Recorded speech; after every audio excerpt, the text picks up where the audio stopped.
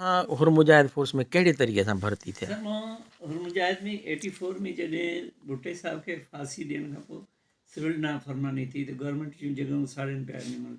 उन वक़्तु जनरल वहीद जेको हुयो जनरल हुयो सोरांडी हुयो, उहा डिव रहंदी तॾहिं कोटिया में, पनो आकिल छावणी कान्हे। असांजी जेके यूनिटूं अॻु में हुयूं उहा परमानेंट यूनिट हिकिड़ी 653 बटालियन हुई। तॾहिं पीर साहिब खे हुन रिक्वेस्ट कई त मूंखे अञा जेका आहे सा हिकु ॿी तव्हां हुननि जी यूनिट ॾियो। पीर साहिबु पंहिंजे ख़लीफ़नि खे चयो हिकु हफ़्ते जे अंदरि उहा रेज़ थी नई यूनिट ॾियो। मूंखे पहिरियां उन में मोकिलियो वियो त तव्हां माण्हू भर्ती कराए वञी उन्हनि में। पोइ असांजो QIC बि हूंदो हुओ, फ़क़ीर गुलाम क़ादिर अल्लाह सिंह हुनखे जिन्नत में अलाह मुक़ाम ॾे। उहो जॾहिं उन मुंहिंजे मामे खे चयो, मुंहिंजो वाल साहिबु त नंढे हूंदे फ़ौत थी वियो, उनखे चयईं त ख़ादिम मूंखे ॾे। न ख़ादिम हिकिड़ो लिखियो पढ़ियो आहे, मुंहिंजो नंढो आहे, ऐं उहो ॾिसो जमात जे माण्हुनि सां सही न हले। सुभाणे इहा थींदी त दोधे जो भाणीजो आयो जेको माण्हुनि सां सही न हलियो, मां न हलियो। पर उन मूंखे ज़ोर ॾेई करे हुते मुंहिंजे ख़लीफ़े खे बि चयो ऐं मामा खे चई मूंखे उन्हनि वरितो। उन खां पोइ जॾहिं असां पहिरियां वियासीं तॾहिं असांजी कमीशन न हुई, ऑर्डनरी रैंकूं लॻाए करे असांखे डायरेक्ट उन्हनि ते ज़िम्मेवारी ॾिनऊं। तॾहिं मूंखे कंपनी कमांडर जे ॾिनऊं। 87 में जॾहिं हालात ख़राबु थिया जनरल ज़िया जे दौरान, असां रेंजार खण खां मथे बाटा ते वियासीं, उते असांजी कमीशन थी। कैप्टन जब्बार बि हुयो, आहे मेजर कहाणी, उहो मुंहिंजी ही ॿियो शरीफ़ हुयो मार साहिबु, उहो दादू में इंटीडिकेट जेके हुयूं IS ड्यूटी में शहीद थियो। उन वक़्त में असांजी कमीशन थी।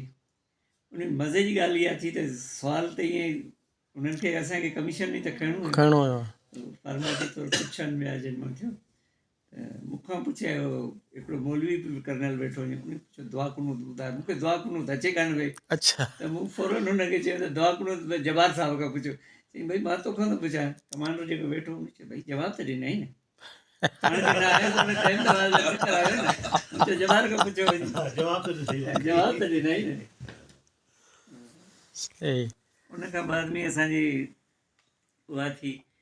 वरी जॾहिं असां वापसि आयासीं त उन वक़्तु बाड्रा जी हालात ईअं ई जीअं हिन वक़्तु आहे। उन वक़्त में असां बाड्रा ते जेतिरो अर्सो रहियासीं त उन में हिकु राति जो त असांखे इहो थियो त एम्यूनिशन ते इशू थी वियो, फायर जे लाइ तयारु रहो। त उन में जनरल ज़िया हिकिड़ी स्टेटमेंट ॾिनी राति जो, तॾहिं रेडियो हिननि ते त हाणे पाकिस्तान ऐं इंडिया जी जेका लड़ाई लॻंदी उहा 17 ॾींहंनि वारी न हूंदी, उहा चंद घंटनि जी लड़ाई हूंदी। या पाकिस्तान में वाहगुरु हूंदो या इंडिया में ला इलाहा इल्लल्लाह मोहम्मद रसूलुल्लाह हूंदो। उन राति जो थियो, ॿिए ॾींहं ते जेको हुयो न त सीज़ फायर थियो। 2 ॾींहंनि खां पोइ वरी इंडिया जनरल ज़िया जेको दिल्ली क्रिकेट पियो ॾिसे, ठा थी वियो उन में। पर हुनजी स्टेटमेंट उहा हुई त हुननि खे स्ट्रॉन्ग स्टेटमेंट असां एटम इस्तेमालु कंदासीं, बिल्कुलु ईअं ई करे थियो। उन खां पोइ असां वरी जेतिरी मुंहिंजी सर्विस हुई हिन में IS ड्यूटी में हुयो, दाड़ेलनि जे ख़िलाफ़ु जेको हुयो कश्मीर खां वठी हैदराबाद ताईं असां दरिया जे ॿिन्ही पासनि जमाबाद कश्मीर दादू घणो अर्सो 3 साल त असां दादू में रहिया आहियूं। उन वक़्त में हालात ख़राबु हुया। ऐं उनखां बाद में 93 जी इलेक्शन जॾहिं थी, असां साईं वारा हुया कंडियारो में, मोरो में रहियासीं, कंडियारो में कराई। उनखां पोइ बाद में असां कैंट में आयासीं। कैंट में अचण खां पोइ जॾहिं उहा थियो त मां 96 में जेका ऑन रिक्वेस्ट रिटायरमेंट वरिती। अच्छा, 96 में रिटायर थी विया। उन खां पोइ मां जॾहिं वापसि आयुसि त वरी यूनिस सां गॾु पंहिंजो कमु करण लाइ शुरू थियुसि। माशाअल्लाह। बसि हीअ वक़्तु वरी उन्हनि जी नौकिरी में वधीक आहे। माना इन सर्विस वारे पीरियड में को डेकेड सां को मुक़ाबिलो थियो की काफ़ी थिया। हेडमैन वारा दादू में थिया, मिनी थिया, दादू में थियो। उते त सॼो ॾींहुं जेको हूंदो हुओ न, रोज़ जो इहो हूंदो हुओ त मुक़ाबिला किथे बि थींदा हुआ। हिकिड़ी राति जो असांजो खानोट में थियो, पंहिंजो मंज़ूर पवन साहिब खां IG जेल, उनजे मथां दाड़ेलनि हमिलो कयो रस्ते ते।